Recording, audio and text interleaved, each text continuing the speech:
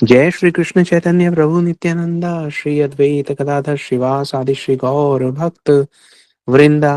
हरे कृष्ण कृष्ण कृष्ण हरे हरे, हरे राम राम राम हरे हरे। सर्वप्रथम मैं अपने दीक्षा गुरु नित्य लीला प्रविष्ट श्री श्रीमद् भक्ति वेदांत नारायण गोस्वामी महाराज जी के अभय चरण कमलों में अनंत कोटि दंडवत प्रणाम ज्ञापन करता हूँ। उनकी अहेतु की कृपा की वांछा करता हूँ। तत्पश्चात मैं अपने शिक्षा गुरु नित्य लीला प्रविष्ट श्री श्रीमद् भक्ति वेदांत स्वामी महाराज श्रील प्रभुपाद उनके अभय चरण कमलों में अनंत कोटि दंडवत प्रणाम ज्ञापन करता हूँ। उनकी अहेतु की कृपा की वांछा करता हूँ। तत्पश्चात हमारे साथ जुड़े हुए सब वैष्णवियों के चरणों में यथा योग्य प्रणाम स्वीकारो। आप सब लोगों का बहुत बहुत स्वागत है राम कथा के इस सत्र में। बहुत विशेष सत्र है। अयोध्या कांड चल रहा है। अयोध्या कांड भरत जी का कांड है, भरत जी की कथा है। कल हमने बड़ा सुंदर भाव सुना भरत जी का और राम जी की माता कौशल्या जी का। भरत जी के प्रति कौशल्या जी का प्रेम स्नेह वात्सल्य कल क्या उमड़ उमड़ कर आ रहा था। कौशल्या जी के मन में ना कोई क्रोध है, ना कोई दुर्भावना है, कोई असमता का प्रश्न ही नहीं उठता, कोई द्वेष नहीं है, कोई विषमता नहीं है भरत जी को लेकर। है तो केवल प्रेम और स्नेह और वात्सल्य है। गोस्वामी तुलसीदास जी ने ये देखा और उन्होंने कहा कि देखी स्वभाव कहत सब कोई, राम मां तो अस काहे ना होई। कि भाई प्रत्येक व्यक्ति कहने लगे कि अगर कौशल्या जी का स्वभाव ऐसा नहीं होगा तो किसका होगा। कौशल्या जी का स्वभाव ऐसा होना ही है क्योंकि वो तो स्वयं राम जी की माता है। राम मात अस काहे न होए, कि भाई राम की माता होने के कारण उनका स्वभाव अगर ऐसा नहीं होगा तो कैसा होगा। अब हम उस देखिए ये तो हम बात समझ गए, लेकिन उसके साथ ही हम ये भी जानते हैं कि भगवान स्वयं ये भी कहते हैं कि अहम भक्त पराधीनो। इसका मतलब भगवान ये कहते हैं कि मैं स्वतंत्र नहीं हूं भाई, मैं तो पराधीन हूं। किसके पराधीन है भगवान? हम्म तो भगवान कहते हैं मैं तो भक्त के पराधीन हूं, अहम भक्ता पराधीनो। तो भगवान की माता का स्वभाव तो हमने देखा, लेकिन एक प्रश्न ये भी सहज सा उठ के खड़ा हो जाता है कि जिसके पराधीन है भगवान, उनकी माता का स्वभाव कैसा होगा। इसका मतलब कैकेयी जी का स्वभाव कैसा है। जब हमने ये प्रश्न किया तो उसके साथ ही हमारे दिमाग में एक और बात आती है। अब तक की कथा में हम सुनते आए हैं कि कैकेयी जी ने महाराज दशरथ से 2 वर मांग लिए। महाराज दशरथ ने कहा कि रानी बोलिए आपको क्या चाहिए। तो कैकेयी जी ने कहा कि भाई मुझे तो वो 2 वर दे दीजिए जो आपने मुझे कहा था कि आप देंगे, आपने वचन दिया था। महाराज दशरथ बोले मांगिए। कैकेयी जी ने कहा कि पहले राम की सौगंध उठाइए फिर मैं मांगती हूँ। दशरथ जी ने कहा ठीक है, राम की सौगंध खा के मैं कहता हूँ देवी जो आप मांगेगी वो मैं आपको अवश्य दूंगा। कैकेयी जी ने कह दिया सुनू प्राण प्रिय भावत जी का, देहू एक बर भरत ही टीका। ओ, महाराज दशरथ ने ये सुना तो उनको बड़ा भारी धक्का पहुंचा।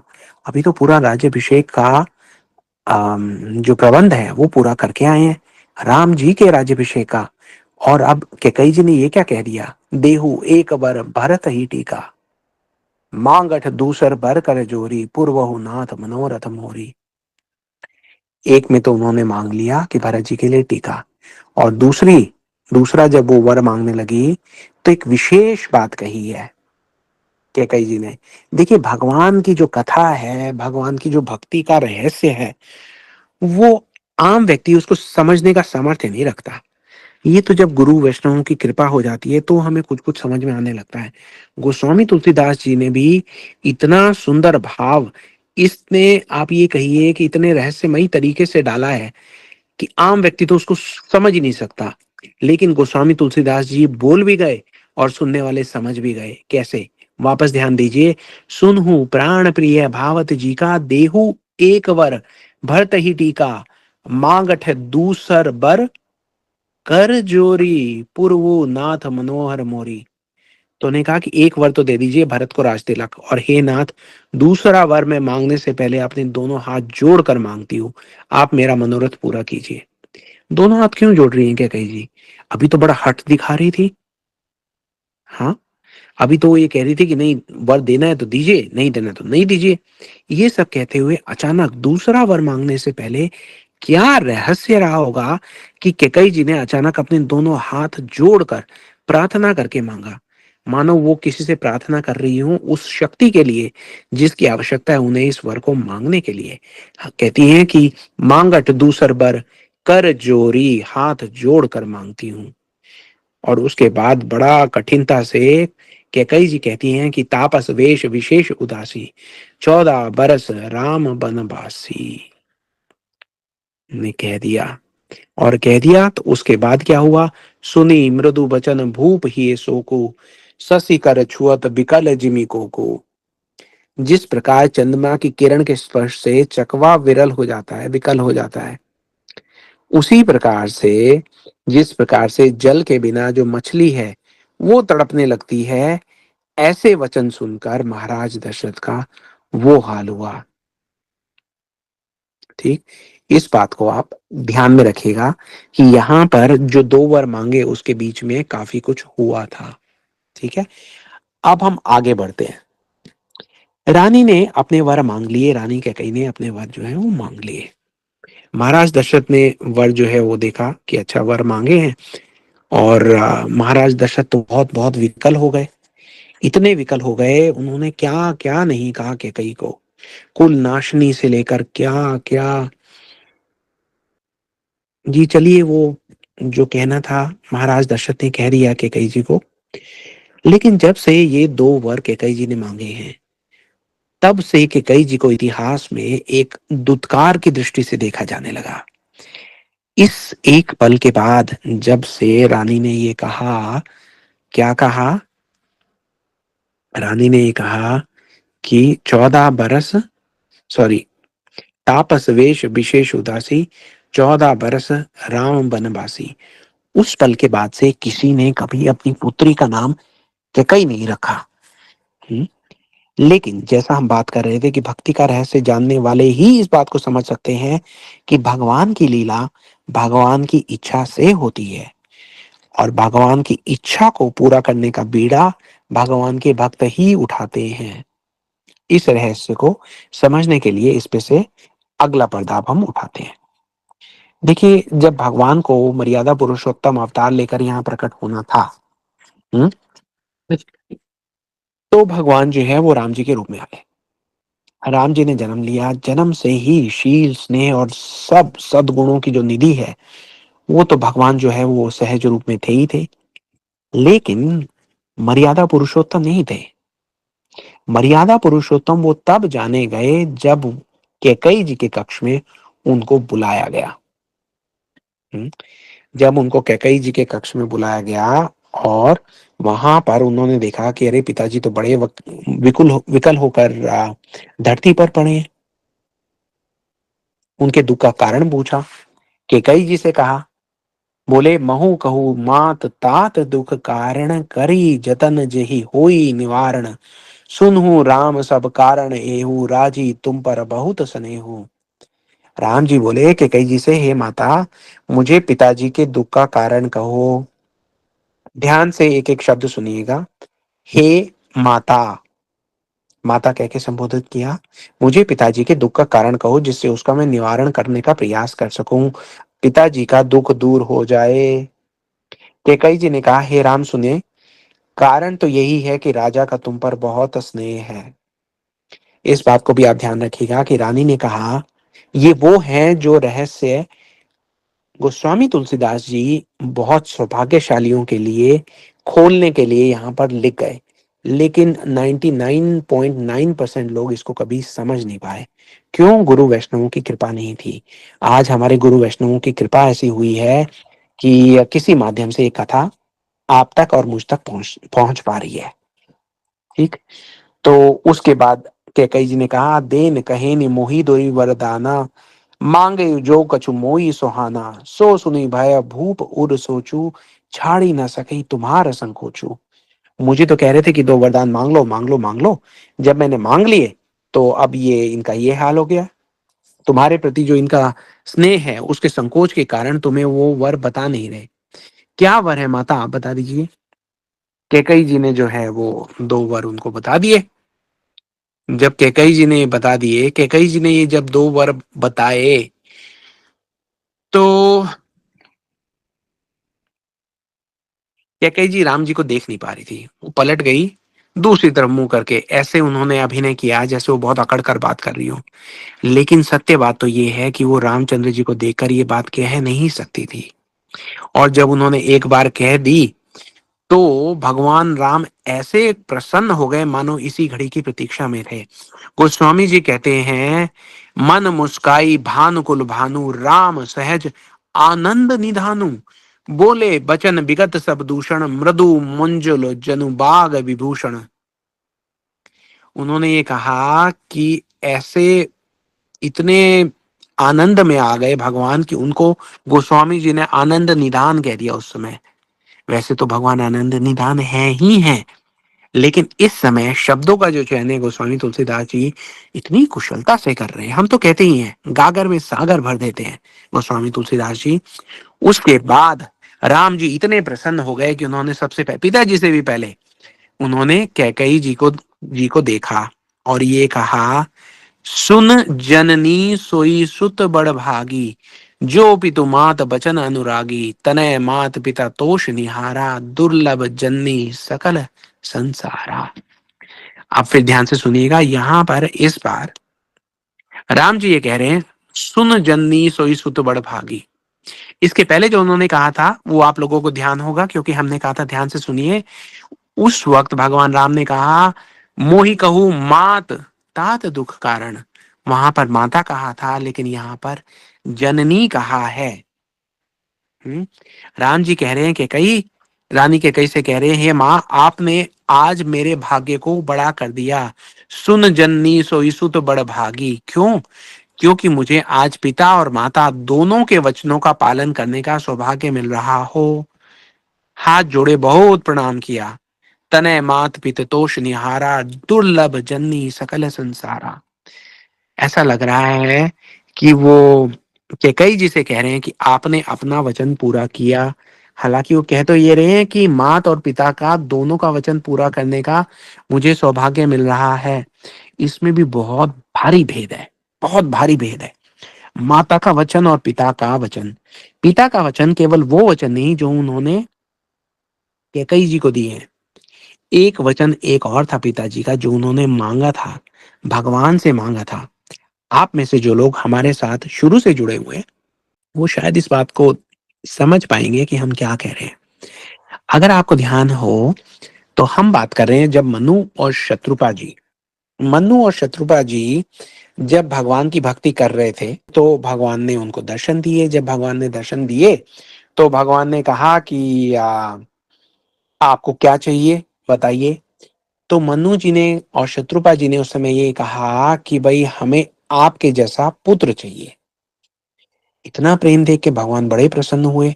देखी प्रीत सुनी बचन अमोले, एव मस्तु करुणा निधि बोले, आप सरिस खोजो कहा जाई, नृप तव तन है होब मैं आई। भगवान ने कहा कि आपको मेरे जैसा पुत्र चाहिए, लेकिन मेरे जैसा तो मैंने कोई देखा ही नहीं है, मेरे जैसा तो कोई है ही नहीं। तो इसलिए मैं स्वयं ही आपका पुत्र बनकर आऊंगा। भगवान ने ये कह दिया कि भाई मैं पुत्र बनकर आऊंगा। हम्म इसका मतलब भगवान आएंगे। तो अब वो ये कहते हैं कि भाई भगवान आपने कह तो दिया, लेकिन हमें तो यकीन ही नहीं हो रहा कि आप वास्तव में हमारे पुत्र बन के आएंगे। तो भगवान कहते हैं कि भाई मैंने जो वचन दे दिया वो तो मैंने दे दिया। हम्म तो अब उसके बाद मनु जी ये कहते हैं कि देखिए आप एक और वचन दे दीजिए मुझे। बोले क्या? बोले जब आप हमारे पुत्र बन के आए तो हमें वही सुख, वही गति, वही भक्ति मिले, वही आपके चरणों में प्रेम, वही ज्ञान और वही रहन सहन कृपा करके हमें दीजिए जिसके साथ हम आपको वात्सल्य रूप में ही माने। हम्म?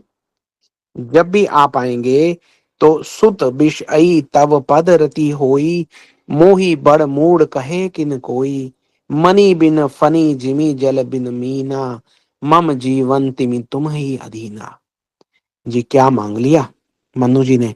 मनु जी ने कहा कि जब आप मेरे पुत्र बन के आएंगे तो सुत विषयी तब पद रति होई, आपके चरणों में मेरी प्रीति ऐसी हो जैसी पुत्र के लिए पिता की होती है।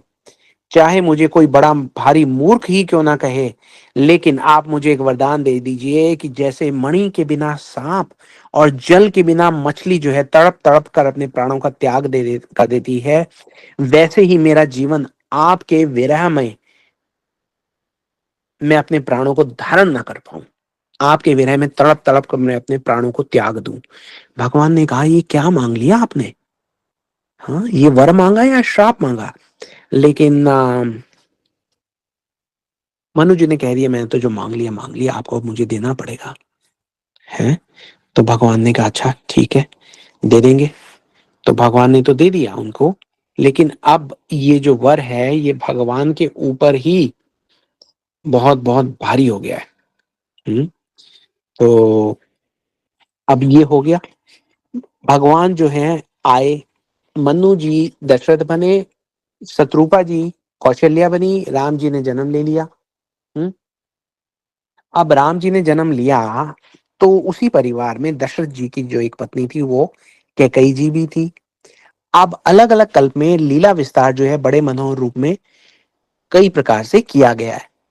उस महल में जहां पे कौशल्या जी ने जन्म दिया राम को, राम जी या ये समझिए कि प्रकट हुए, हम्म तो भी राम जी से सबसे अधिक स्नेह अगर कोई करता है तो वो कौशल्या जी करती हैं। कौशल्या जी कैसे करती हैं सबसे ज्यादा स्नेह? राम के बिना कौशल्या जी के प्राणों का यूं समझिए कि आधार ही नहीं है। राम के बिना कैकई जी की आंखें जो है वो राम जी को ढूंढती रहती हैं। राम जी कहीं ना मिले तो सब कहते हैं कि जाओ जाके देख लो, कौशल्या जी के कक्ष में मिलेंगे, सॉरी कैकई जी के कक्ष में मिलेंगे। कैकई जी जो है सब जगह राम जी के बलैया निकालती रहती है और कहती है राम, मैं तेरी जननी क्यों ना हुई, तूने मेरी कोख से जन्म क्यों ना लिया? तो राम जी अपना मीठी मीठी बातें करते रहते हैं, कैकई जी की गोदी में बैठे रहते हैं। कैकई जी का इतना वात्सल्य है राम जी के लिए। हम्म एक दिन कैकई जी बैठी हुई थी, राम जी पीछे आए और कैकई जी की आंखें बंद कर ली। कैकई जी ने सोचा कौन आया, तो राम जी पीछे से बोले मैया बोल कौन। तो अब उनकी जो मधुर वाणी है राम जी की, वो कौन नहीं जानता। कैकई जी ने कहा अच्छा, मुझे तो नहीं पता कौन है, लगता है शत्रुघ्न है। राम जी हंसने लगे। फिर बोली लगता है भरत है। नहीं। ओ लक्ष्मण होगा मेरा। नहीं। अब बताओ कौन है? कैकई जी बोली मुझे तो पता नहीं। हालांकि वो तीन भाइयों का नाम ले लिया तो चौथा तो राम जी ही बच गए ना। लेकिन कैकई जी कहती हैं कि ये मैं तो हार गई भाई, मुझे नहीं पता कौन है, तुम जीते, बताओ कौन, और उसके बाद तुम जो कहोगे वो मैं करने को तैयार हूँ। तो राम जी जो है बड़े प्रसन्न होकर आ गए। कैकई जी ने कहा कि राम, तुम आज बड़े विचित्र तरीके से आए, क्योंकि कभी राम जी ऐसे नहीं करते थे। राम जी तो बड़े, देखिए, शालीन तो है ही है, लेकिन ऐसे चंचल स्वभाव नहीं था राम जी का, हमेशा धीर अधीर स्वभाव था उनका। तो कैकई जी ने कहा कि राम, तुम बड़े विचित्र रूप से आज आए। तो राम जी कहते हैं मैया, कभी कभी मैं बड़े विचित्र रूप से जीवन में प्रवेश करता हूँ। कितना बड़ा संदेश है ना? इस बारे में अब और तो ज्यादा क्या कहें, लेकिन आप सब लोग जानते हैं, इतने समय से आप कथाओं से जुड़े हुए हैं, इतने सुधीर श्रोता हैं, आप जानते हैं कि बहुत बार राम जी हमारे जीवन में प्रवेश दुख के माध्यम से भी करते हैं। अगर सही सही कहा जाए तो सुख के माध्यम से तो बहुत कम करते हैं, है ना? क्या कह सकते हैं, भगवान है, उनकी मर्जी, ये तो उनकी करुणा है कि इस माध्यम से भी आ जाते हैं। हम्म? तो कैकेयी ने कहा बड़े विचित्र रूप से आए तुम। तो राम जी बोले मैया, मैं कई बार ऐसे विचित्र रूप से आता हूँ, अब ये बताओ कि तुम हार गई, अब मुझे वर दोगी कि नहीं दोगी? कैकेयी जी बोली अरे मेरे राम को मुझसे वर चाहिए, बता क्या चाहिए? राम जी कहते हैं मुझे तो बस एक ही वर चाहिए। कैकेयी जी कहती है एक वर नहीं दे सकती राम मैं तुम्हें, एक वर से मेरा क्या संतोष मिलेगा मुझे, तुम्हारी प्रसन्नता के लिए तो ये कैकेयी अपने प्राण न्योछावर करने के लिए तत्पर है। राम कहते नहीं नहीं, आप तो मुझे बस एक वर दे दीजिए, अब झूठ नहीं बोलना, आपको वर देना पड़ेगा। कैकेयी जी जो है बलिहारी जा रही है? कहती है राम मांगो क्या मांगना है? राम जी कहते हैं नहीं नहीं ऐसे नहीं, पहले आप मेरी सौगंध उठाइए। तो कैकेयी जी चकित हो जाती हैं, वो कहती है अरे तुम्हें अपनी माँ पर विश्वास नहीं कि तुम्हें कुछ देने से तुम्हारी माँ टल जाएगी? मांगो, क्या मांगते हो? राम जी कहते नहीं, पहले आपको मेरी सौगंध उठानी पड़ेगी। तो कैकेयी जी कहती हैं ठीक है, मैं तुम्हारी सौगंध उठाती हूँ, लेकिन मुझे ये बात अच्छी नहीं लगी कि मेरे राम को माँ पर विश्वास नहीं है। ऐसे उन्होंने प्रेम भरा उलाहना दिया। राम जी कहते हैं माँ, बात तो ये है। कैकेयी जी को बिठा दिया राम जी ने और उनकी गोदी में अपना सर रख लिया। राम जी कहते हैं माँ, बात तो ये है कि मुझे केवल अपनी माँ पर ही विश्वास है। तो कैकेयी जी कहती है कि राम, अब तो मैंने तुम्हारी सौगंध भी खा ली है, एक बात बोल कर तो देख कि तुझे चाहिए क्या? तेरी माँ अपने लिए प्राण भी दे देगी। अब राम जी बहुत गंभीर हो गए। वो ये कहते माँ, ऐसा मत बोल, यही वरदान जो है पिताजी भी एक बार ले चुके हैं मुझसे। तो कैकेयी जी हैरान होती है, बोले पिताजी ले चुके हैं? पिताजी कैसे ले चुके हैं? तो फिर भगवान ने अपना रूप जो है प्रकट किया, कैकेयी जी को बताया कि किस प्रकार से मन्नु और शत्रुपा के रूप में मन्नु जी, क्योंकि पहले दशरथ जी तो मन्नु जी का ही वो है ना अवतार है। तो बोले कि दशरथ जी इस प्रकार से मेरे से वरदान ले चुके हैं। चकित रह गई कैकेयी जी, बोले अरे, ऐसा वरदान ले चुके हैं तुम्हारे पिताजी, इतना प्रेम करते हैं तुमसे? तो राम जी ने कहा कि माँ, ये ही नहीं है, और भी कुछ बातें हैं, मैं तुम्हें बताऊं? बोले हाँ बताओ। फिर राम जी ने ये बताया कि मैया, मैं तुम्हें एक और बात कहना चाह रहा हूँ कि दंडकारण्य के वनों में लाखों जन्मों से असंख्य असंख्य साधु संत मुनि ऋषि, मेरे भक्त मेरे दर्शनों की प्रतीक्षा में है माँ। तो कौशल्या जी थोड़ा सा, सॉरी कैकेयी जी थोड़ा सा चौंक गई कि अरे भगवान, अब वो समझ तो गई है कि भगवान ने अपना थोड़ा रूप तो दिखाया है। तो वो ये कहती है कि राम, तुम्हारे दर्शनों की प्रतीक्षा में क्यों नहीं हो? कौन अभागा होगा जो तुम्हारे दर्शनों की प्रतीक्षा में नहीं होगा? लेकिन राम जी ये कहते हैं माँ, अगर मैं अयोध्या में ही रहा तो वो तो इतने जन्मों से असंख्य असंख्य जो मेरे भक्त वहां पे मेरी प्रतीक्षा में है, उनको तो मैं दर्शन दे नहीं पाऊंगा। और पता है माँ वो क्या कहते हैं? वो कहते हैं कि अगर मैं उनको मिलने के लिए नहीं गया तो वो सब के सब अग्नि में प्रवेश कर जाएंगे माँ। तो कैकेयी जी बड़ा दुखी हो जाती है, बोली अरे, भगवान के भक्त अग्नि में प्रवेश कर जाएंगे? तो राम कहते हैं कि माँ, उनकी रक्षा का बीड़ा तुम्हें ही उठाना होगा। कैकेयी जी अवाक रह जाती हैं, बोले मैं कैसे उठाऊंगी? वो कहते हैं उठाओगी माँ, तुम ही उठा पाओगी, है ना? और एक और माँ की प्रार्थना भी तुम्हें उठानी पड़ेगी। कैकेयी कहती है और कौन सी माँ? राम जी कहते हैं माँ, धरती माँ, धरती माँ की भी एक प्रार्थना है। उनकी अकेले की नहीं, देवताओं की भी एक याचना है माँ। उनकी प्रार्थना, उनकी याचना ये है कि इस धरती को मैं असुरों से, दानवों से, राक्षसों से और राक्षसों के राजा रावण से मुक्ति दिलाऊं। और ये कार्य भी माँ मैं केवल आपके आशीर्वाद से ही संभव कर पाऊंगा। कैकेयी जी कहती है मैं तो कुछ भी नहीं समझी। अब राम जी बोलना प्रारंभ करते हैं। राम जी ये कहते हैं कि माँ, जब मैं बड़ा हो जाऊंगा ना तो एक दिन विश्वामित्र आएंगे। तो कैकेयी जी कहती है अरे, विश्वामित्र आएंगे? भगवान भगवान जो अपना प्रभाव है वो थोड़ा थोड़ा कम कर रहे हैं, वात्सल्य दोबारा जाग रहा है कैकेयी जी का। अब तक तो चकित थी कि अरे भगवान, मनु, शत्रुपा, रावण, दंडकारण्य के साधु संत, वो ही फिर से वात्सल्य जगा रहे हैं। वो ये कहते हैं विश्वामित्र जी आएंगे, वो मुझे मांग कर कुछ समय के लिए ले जाएंगे। कैकेयी जी के तो मानो किसी ने प्राण ले लिए। जब उन्होंने ये सुना कुछ दिन के लिए राम कहीं चले जाएंगे, तो फिर वो ये कहते कि मैं जाऊंगा, ताड़का का वध करूंगा और राक्षसों को मारूंगा।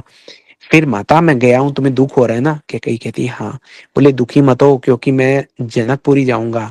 जनकपुरी में वहां पर धनुष यज्ञ संस्कार हो रहा होगा, वहां पर स्वयंवर होगा माँ, और मैं वहां पर धनुष को तोड़कर तेरे लिए बहू लेके आऊंगा। अब तो कैकेयी जी बड़ी प्रसन्न हो जाती है, अरे मेरा राम जो है बहू लेके आएगा। तो फिर राम कहते हैं माँ, उसके बाद संदेशा पहुंचेगा अयोध्या, अयोध्या से तुम सब बारात लेकर आओगे, मेरे तीनों भाई भी साथ में आएंगे और मैया, तीनों भाइयों का भी विवाह वहीं हो जाएगा। अब तो कैकेयी जी बहुत प्रसन्न, चार भाई चार बहुएं आ गई उनकी, अब उनको क्या चाहिए? फिर राम कहते हैं कि हम फिर वापस आएंगे और बहुत प्रेम, बहुत स्नेह, बड़े हर्ष और उल्लास के साथ अपना जीवन व्यतीत करने लगेंगे। कैकेयी जी बहुत प्रसन्न है। फिर राम कहते हैं कि माँ, एक दिन पिताजी के मन में कहीं से ये विचार आएगा कि वो मेरा राज्याभिषेक करना चाहेंगे। अब तो कैकई जी तो एकदम प्रसन्नता के मारे नृत्य करने वाली है। वो ये कहती है, राम वो दिन कब आएगा जब तुम राजा बनोगे, तुम्हारी जो बहू है वो रानी बनेगी, तुम दोनों को मैं राज सिंहासन पर देखूंगी। बोले बस वो दिन आ जाए, मैं समझ गया, है ना। तुम यही चाहते हो कि मैं उसी छवि को देख के अपने प्राणों का त्याग कर दूं, उसी छवि को अपने नेत्रों में धारण कर लूं। तुम्हारा कितना धन्यवाद। राम जी कहते हैं, नहीं नहीं माँ, बात वो नहीं है। बात क्या है? वो ये कहते हैं, जिस दिन महाराज दशरथ हमारे पिता मुझे राज्याभिषेक करने का प्रस्ताव लेकर आएंगे, उस दिन रात को आपको पिताजी से दो वर मांग लेने हैं। तो कैकेयी जी कहती हैं, दो वर मांग लेने हैं? क्या वर मांगने हैं, बोलो।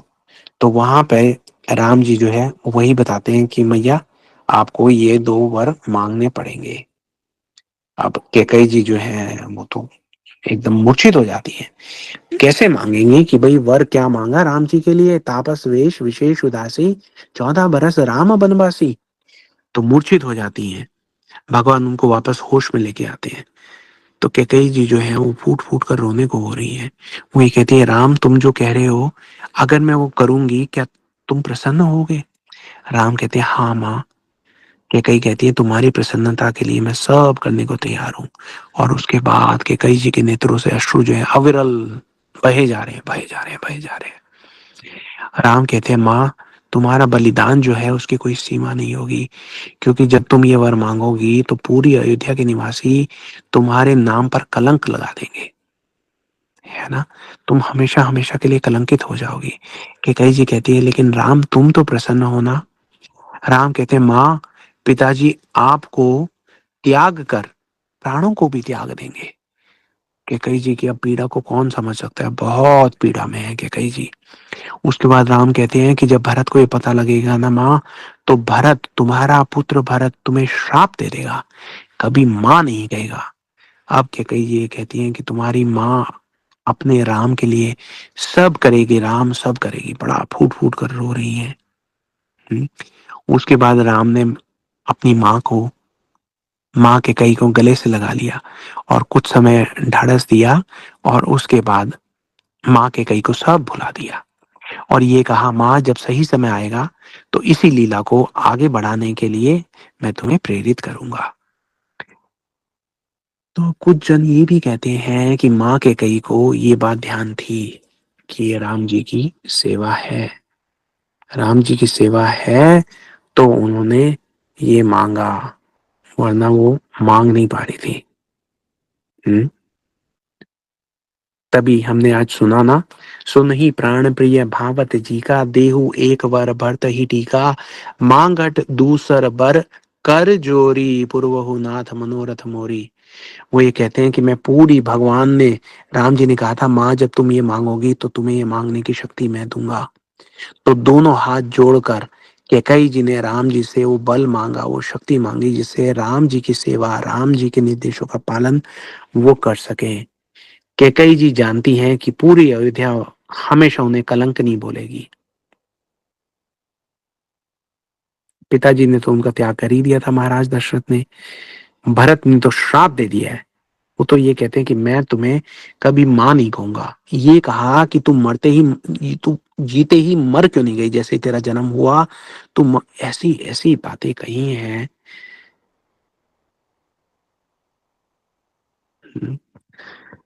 देखिए, हमने, भरत जी ने जो कहा माता को, वो कहा, गोस्वामी तुलसीदास जी ने लिखा, वो हमने कहा। किस लिए? इसलिए नहीं कि जो भी हमने कहा वो हम कैकेयी जी पे आरोपित कर सकते हैं, नहीं। ये बताने के लिए कहा कि कैकेयी जी का बलिदान आप सोच कर देखिए, आप कल्पना करके देखिए। हम्म, क्या बलिदान है कैकेयी जी का। कैकेयी जी, राम जी ने कहा माता, कैकेयी जी राम जी की केवल माता नहीं है, कैकेयी जी राम जी की जननी है। तभी तो राम जी ने कहा, जब ये पता लग गया कि कैकेयी जी ने दो वर मांग लिए हैं, तो उसके बाद भगवान ने कभी कैकेयी जी को माता नहीं कहा, जननी कहा। सुन जननी सोई सुत बड़ भागी, पहले कहा माता, यहां कहा जननी। आप माता तो किसी भी स्त्री को कह सकते हैं, अपने से छोटी उम्र की भी स्त्री को आप माता कह सकते हैं। जननी केवल आप को कह सकते हैं जिसने आपको जन्म दिया है। कैकेयी जी राम जी की केवल माता नहीं है, अपितु जननी भी हैं। हाँ, राम जी को जन्म दिया, एक वर प्राप्त किया, शत्रुपा जी ने, राम जी प्रकट हुए, लेकिन मर्यादा पुरुषोत्तम श्री राम को जन्म दिया कैकेयी जी ने। तभी तो राम जी झूठ नहीं बोलते, मर्यादा पुरुषोत्तम अवतार है, झूठ बोल कैसे सकते हैं। और राम जी को पता है कि माता कौन है और जननी कौन है। राम जी ने बोल दिया जननी। गोस्वामी तुलसीदास जी लिख गए कि जब हमारी भक्ति, हमारी सुकृति कभी इतनी प्रगाढ़ हो जाएगी, तो हम देखेंगे, अरे गोस्वामी जी ने यहाँ माता लिखा और यहाँ राम जी ने जननी कह दिया। सुन जननी सोई सुत बड़ भागी। वो ये कहा कि जिसकी जननी तुम जैसी हो, वो तो सुत बड़ भागी है ही है ही है ही है। देखिए, हम बात कर रहे हैं माता की, जननी की। एक ये जो जन्म देने की, प्रसव की अथाह पीड़ा है, उसको सहने की शक्ति परमात्मा ने केवल और केवल नारी को दी है। लेकिन आज नमन करते हैं हम कैकेयी जी को और ये घोषणा करते हैं कि मर्यादा पुरुषोत्तम राम को जन्म देने की, प्रसव पीड़ा को सहन करने की शक्ति केवल माँ कैकेयी में है, राम की जननी कैकेयी में है। केवल और केवल माँ कैकेयी में है, जननी कैकेयी में है।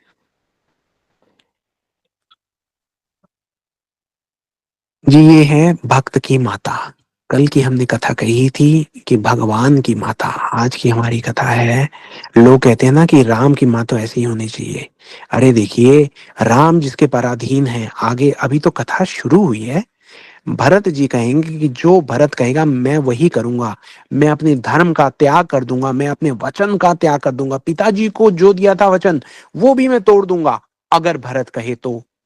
जिसके पराधीन है भगवान, उसकी माता की महिमा भी तो हमें पता होनी चाहिए। गोस्वामी तुलसीदास जी ने इसको इस प्रकार से कहा कि जितनी बार हम भगवान की, जैसे जैसे एक एक सोपान हम चढ़ते हैं, एक एक सीढ़ी चढ़ते हैं भक्ति की, जैसे जैसे हमारी जो सुकृति है, हमारी प्रार्थना प्रगाढ़ होती है, वैसे वैसे हमें ये जो कथाओं में छिपे हुए रहस्य हैं, एक एक करके सामने हमारे प्रकट होने लगते हैं। आज एक बहुत बड़ा रहस्य प्रकट हुआ है। हमने कहा अयोध्या कांड जो है वो भरत जी का कांड है। अयोध्या कांड कैकेयी जी के बलिदान की कथा है। हरे कृष्णा। जय श्री राम। जय श्री राम।